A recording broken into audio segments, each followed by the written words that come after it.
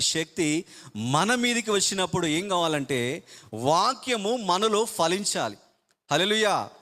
వాక్యం మనలో ఫలిస్తే అది ఇతరులకు ఆశీర్వాదకరంగా ఉంటుంది. హల్లెలూయా, హల్లెలూయా. సేవకురాలు, ఒక విశ్వాసి గర్భంలో లోకరక్షకుడు పుట్టుతున్నాడు, ఆశ్రమ గర్భంలో సేవకుడు పుడుతున్నాడు. మీరు ఇక్కడ బాగా పరిశీలించండి.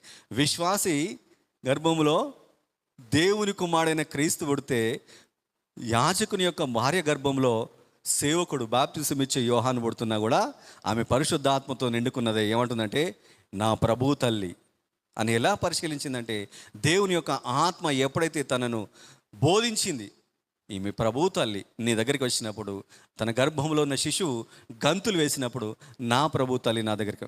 ఇది నువ్వు పరిశుద్ధాత్మతో నిండుకున్న వాడివైతే నీలో వాక్యం ఏమవుతుంది? ఫలిస్తుంది. వాక్యం ఫలించలేదు